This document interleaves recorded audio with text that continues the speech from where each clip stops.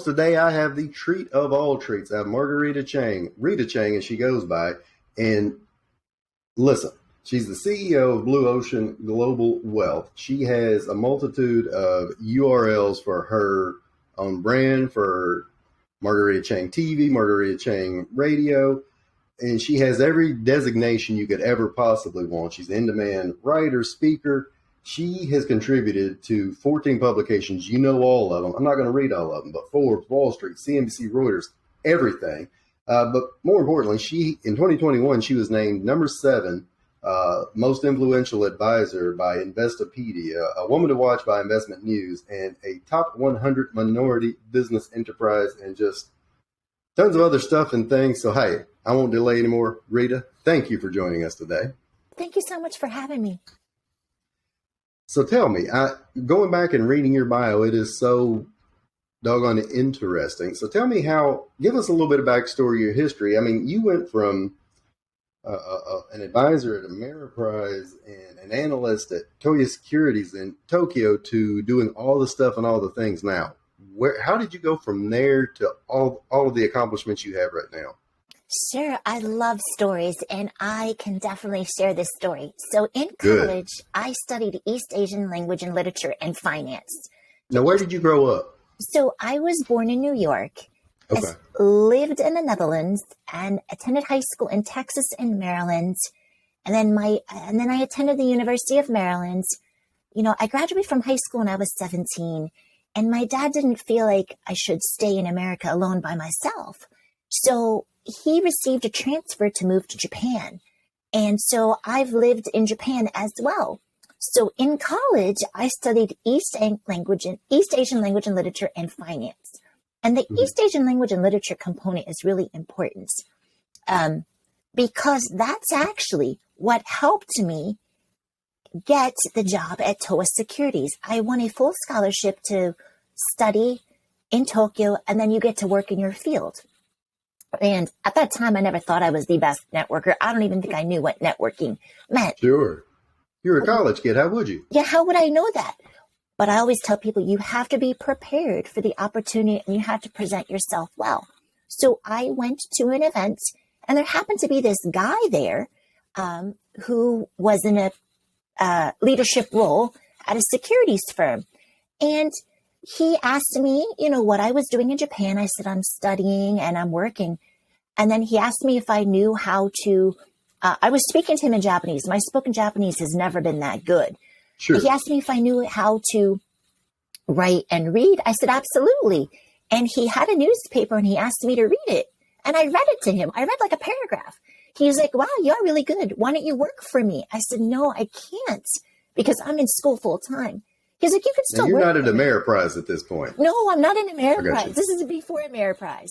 Sure. And I said, sir, I'm on a student scholarship. I need to study. That's my first priority. But if you're able to allow me to work part-time, I'll work part-time for you. He's done. So I got a job just by being at the right place at the right time. I worked at the securities firm. And the reason I'm sharing this story is my job at the securities firm. I'm a native speaker of English. I know accounting and finance, and I know how to read and write Japanese. So my job was to write a newsletter for English-speaking investors. And that's what I did. But eventually it was time for me to come back to America and finish my studies. I liked that experience at the brokerage firm, but I felt that it was too transactional. So the takeaway is sometimes it's just as important to know what you don't like as much as it is to say what you like. I realized I loved my finance degree. I loved that opportunity, but it was so transactional. I never had the opportunity to interface with clients.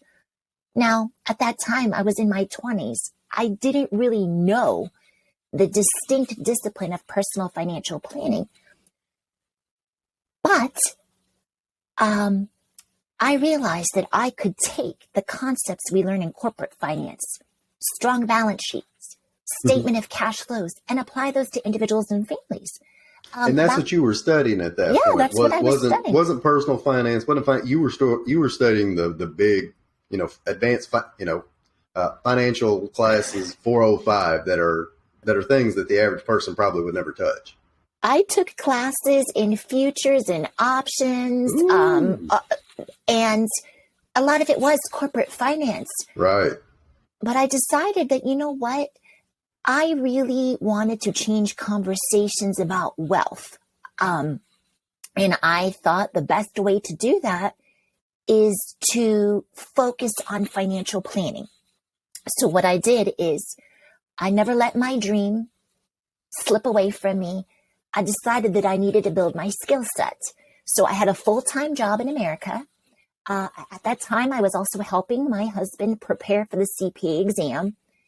And I felt like I needed to demonstrate some maturity. Not that I was immature, but we got our financial house in order, paid down student loans, credit card debt, had 2 kids, bought a house, had 2 kids, all that. Sure. So then when I was like 32 years old, I said, you know what? I feel like I have street credibility. Not only did I have this experience writing this newsletter, but I also have degrees. So there is some knowledge. I'm going to be a financial planner. And so wait a minute. That's what I did. You got all of these accomplishments I just read, and you didn't get started until you were 32? Correct. Oh, good night. Keep So going. That's what I also want people to know. I want people to know that it is not a race, it's a marathon. And you can also change course. You can change course. It's okay to get off the course. You are not going to get disqualified. There's so many advisors that, and I say advisors, people in general, but advisors that really need to hear that message, that are doing it the way they've been doing it, the way compliance has been doing it. And there's a lot of changes coming up, and they need to hear that message from you. Absolutely. So you definitely need to stay compliant, but don't let someone define success for you. Create the business that you want. And so when I said I started in the business when I was 32, that's not old, but it is older. And I had a 3-year-old and a 6-month-old. And people said to me, they're like, how are you going to be successful with these kids? And I said, what do you mean? This is so great. I don't need to stop and get pregnant. They're already here. Somehow I have to make the business work for my family. It's not the other way around. And so I put my writing on hold, and I worked really hard to build relationships with people and learn how to have conversations. And this is really important because I know that we're under pressure to sell. And the reason why is because the best thing that we can do to help our clients is be successful and stay in business. But it's important that we also have a long-term mindset. You have to have a short-term marketing plan, but you also have to have a long-term business plan and make sure that they're in alignment. So my thought process about this is, what can I do if people are not ready to do financial planning, but they like me? What can I do to allow them to stay engaged in a way that's meaningful for them? And so that's when I decided that, you know what, I am going to take the time to start writing again and develop, now we say content, right, to help people. Well, at this time, have you started a Blue Ocean, or are you under somebody else when you go to writing to promote? I say promote, but to engage. So sure. So from 99 to 2013, I was at Ameriprise Financial, but I didn't really start writing again until 2004. I didn't write for like 5 years.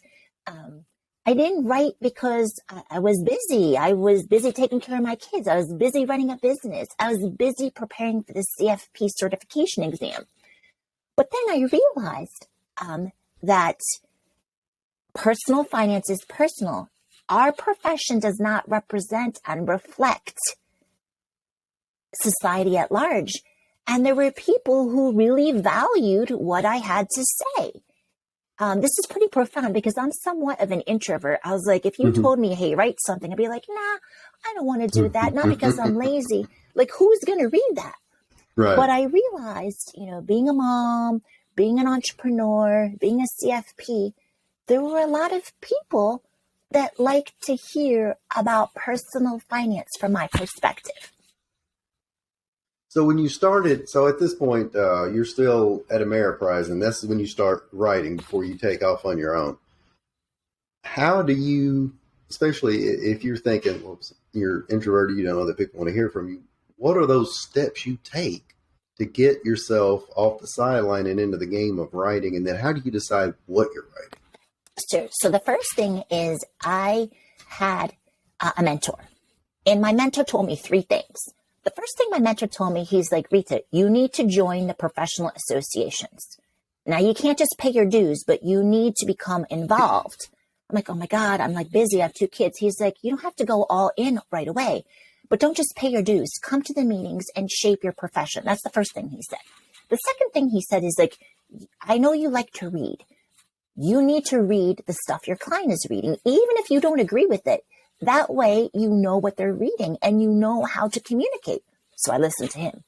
The third thing he told me, he's like, Rita, you told me you used to write this newsletter back in the day. Once you are reading and you understand what people are reading, you need to reach out to like reporters and journalists in a way where you don't shame them, but you're like, hey, I like what you said about X. Have you thought about Y? And so that's what I started to do. The other thing I did is I did media training and all of these things. So I am the type of person, I am very coachable. If you tell me to do something, I'm going to listen to you, but then I also make it my own. I decided that, I wasn't just going to put myself out there and start like reaching out to reporters and writers. I was going to start to follow their work. And so I would follow their work. I did media training. And then I said to myself, oh my goodness, if I could just have one column, that would be amazing. And then I'm allowed to say it. Kiplinger Personal Finance reached out to me. And they said to me, they're like, would you like to be a contributor? And I want people to know sometimes there's 2 ways you can do this. You can receive compensation for your writing, right? I know that some people say you should get paid for your work, and I do agree you should. But this opportunity to write for Kiplinger, I didn't get paid, but I owned the rights to my work. And I was like, okay, I'm in. And that was an amazing opportunity. I got to focus on my beat. I'm putting beat in quotes. And that was to write about what it means to be sandwiched. I have aging parents and kids at home. And so that's kind of how it started. I started to listen to my mentor. I did what my mentor said, but then I took it to the next level. I did media training. So at what point here that you're doing this writing, do you switch from Ameriprise to your own firm? So sure. So the other thing I wanted to tell people is you got to make sure that you are compliant. So every time I wrote something or contributed, I turned it into compliance, and I worked with my compliance team. There was a point in time where I understand we need to be compliant.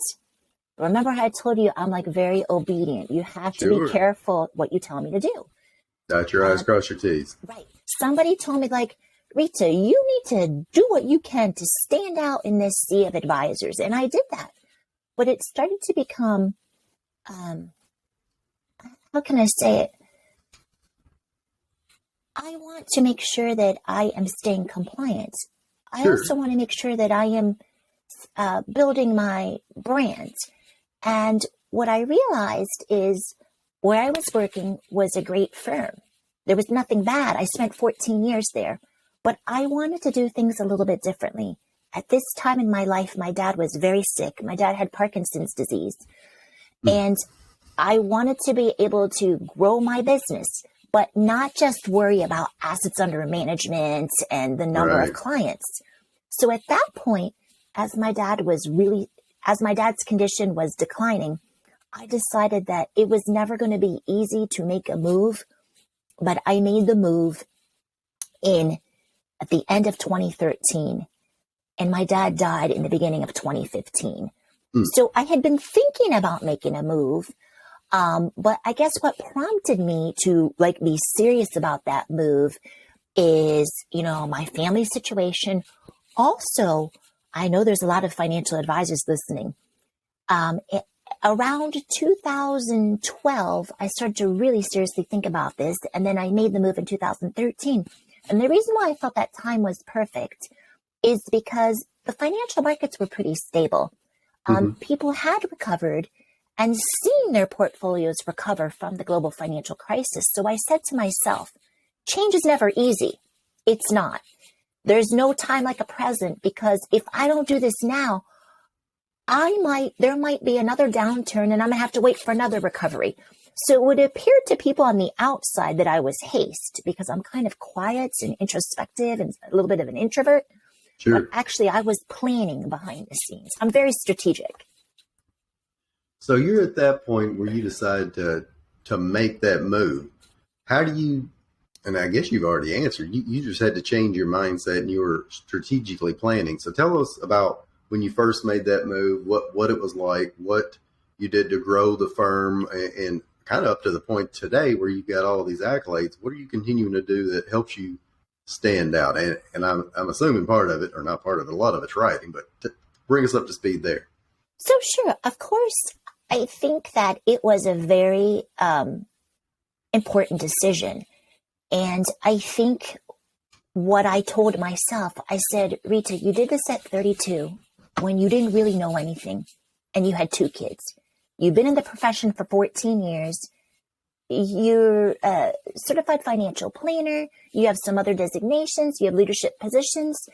You have experience acquiring clients, servicing clients. You can do this.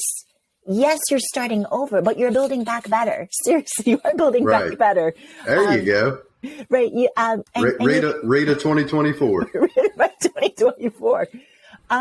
It was unsettling, but I think it was definitely mindset. I was like, think about this. You were 32 years old. You were fearless and you didn't know anything. Now you're a little bit older. You are wiser. So you can do this. It's not going to be easy. And that's what, like, I told myself. So the process was that I put the foundation in place, and I knew that I had to follow protocol. There's certain things I couldn't do, like I couldn't solicit clients. And then if clients wanted to come, they could come. A lot of clients did come. Some clients didn't come. Some clients who did come were so happy and proud of me that they actually referred me to other people.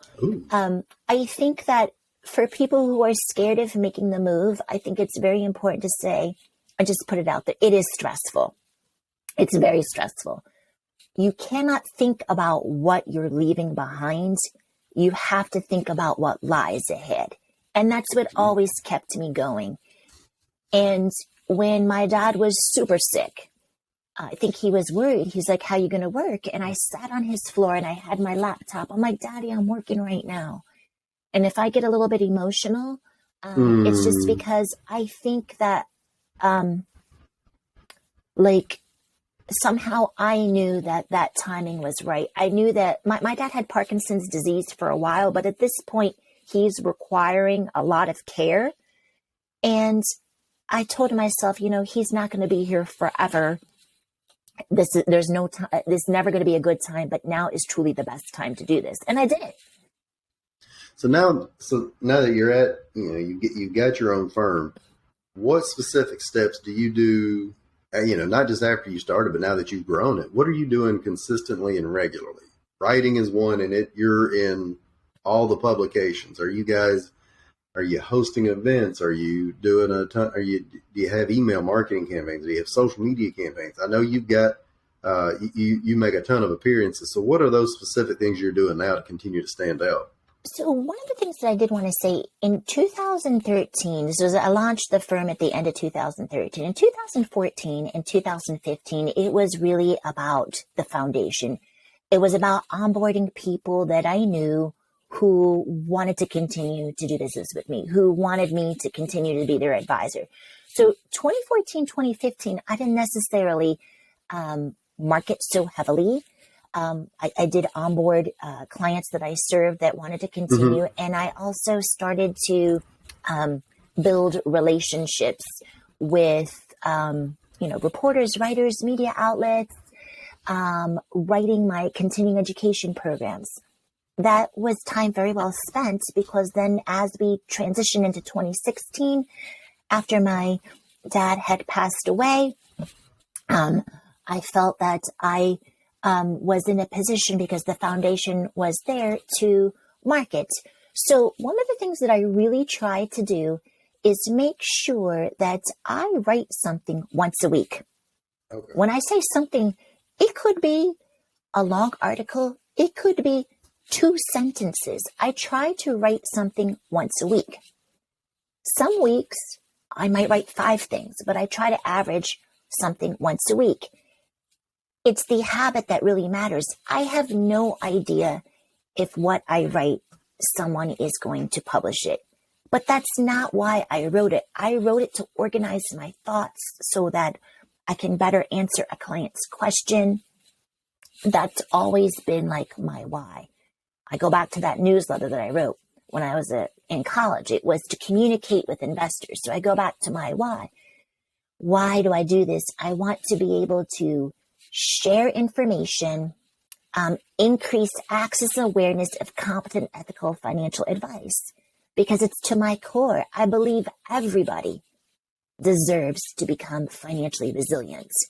And we become financially resilient by being able to make more informed decisions and better decisions. And we do that when we have, when we're not rushed, we have time to think about things, and we have access to advice. So that's like, if people ask me, what is it that you do? I try to write once a week, at least once a week. And that's, go ahead. Consistency. Right. Consistency. That's the key. That's what I was going to jump in here with, and I interrupted you. But the concept is it's not just advisors. Anybody that I consider a busy professional, that could be in insurance, in business coaching, consulting, estate planning, gosh, all across the board. One of the bigger issues that I see so many people talk about is that they're just trying to stand out, or they're chasing whatever shiny object came by them last. And the folks that are like Rita, over and over and over, they say 2 main things, and she said them both today. They're consistent. And for those of you that are a Seinfeld fan, I'm sure everybody's heard this story before. I'm going to retell it. Is that he was working one day writing. He just got tired of it. He didn't want to write anymore. And then he was looking out. I'm looking out the window, like anybody can tell. Sorry. He's looking out the window at construction workers, and he's seeing them on a break, and then they go back to work, and he's like, they're out there. It's hot. It's dirty work. It's sweaty. They don't want to go, but they have to go. If they can do it, I can do it. So he started writing every day. Now, granted, he's a comedian, and he's supposed to write every day, and he has a calendar, and he would write a big red X on there. And his goal was to keep putting that red X on there and never break that chain. And he's just said, like what you did, but don't know if every bit of it's great. And in many cases, his wasn't. But you could take the nuggets, and if you're consistent over a period of time, you're going to have something. And the other thing you said was about authenticity. And we've talked about that being an overused term, but if you're writing from the perspective of, like you talked about, being a mother or an entrepreneur or a daughter or somebody that's got a diverse background in a multitude of things, people can engage with it, and they can understand that you're writing that's something that they want to read at their level. So anybody that's doing this, it doesn't have to be writing. That's Rita's thing. She pointed that out because she's introverted and that she enjoyed doing it, but it could be doing this. It could be interacting with other people. It could be just creating something on a semi-consistent basis, daily or weekly, knowing that a lot of it's going to hit the editing room floor, so to speak. But once you get into that habit, you have a ton of content and a ton of things that other people can engage with that they will appreciate. And the best part of all is that it makes you better at everything you do. Absolutely. And if you're like, I don't know what to write about, you don't have to violate confidentiality. I'll give you an example. In one day, 3 clients asked me the difference between a home equity line of credit and a loan. So I wrote an article about it. And now when people say, what's the difference? I can say, you know what? That is an excellent question. Another client asked me this. I didn't put their name in there, so we're not violating confidentiality here. You may find value in this article I wrote. it's not really about, a lot of people like, what's the return investment? It's really the return on impact. Like, did this article, did this piece of content help somebody? And if it did, then it's worthwhile. Did it help somebody make a better decision? And so that's what I tell myself. And if writing isn't your thing, you don't have to do writing. You can do a podcast. If podcast isn't your thing and you want to do video, then do video. So find what works, best for you and be consistent. I send a newsletter. And what's interesting is sometimes I don't think anybody reads the newsletter, right? And maybe they don't. But what's interesting is when that newsletter is in someone's inbox, clients will hit reply, hey, Rita, I know I owe you that form. Oh, yeah, we need to meet. So you might think that people are not paying attention, but you need to understand that different people, you can't be all things to all people. With that in mind, you need to make sure that you are creating an experience that allows people to engage with you in the way that makes the most sense for them, whether that's email. I haven't done this yet. You can sign up for services where you can text your clients. Now, I haven't done that because I don't know that I want to get text messages. I do hear that clients are more likely to respond to a text message. So this is something that I'm exploring. So I'm just saying you can find whatever works best for you and your clients. That's excellent place to, you've been generous with your time. Excellent place to start wrapping up. I always like to finish with something fun. Rita, what's your most recent or best under $100 purchase you've made recently or ever? Oh, I would say the most recent purchase for less than $100 that has been incredibly valuable was something I bought at the running store. I am training for the Berlin Marathon. Ooh. So this purchase is actually more than $100, but I had a coupon. Okay. So I am still below the $100 mark. They are my Mizuno shoes. Ooh. Those are like walking on little clouds, aren't they? Yeah. So even though I think they're 130, I had a coupon. So I'm able to answer the question that they were $95. You did so fantastic. I'll reiterate that. I had to start moving over to I'm not a runner. I had to start moving over to the runner shoes because my knees are completely shot from playing basketball as a kid. And I'm on cartilage. But I'll agree with you 100%. Even if you have to pay the $150, they're totally worth it. Rita, tell folks how they can find you or get in touch with you. So first, if you have any questions, you can find me on LinkedIn, Marguerita Cheng. Website is blueoceanglobalwealth.com. I'm also on Twitter, blueoceangw. So if I have any questions, here to help you so that you can feel more comfortable about your marketing and outreach. Rita, this has been absolutely awesome. Thank you so much, and you have a great day.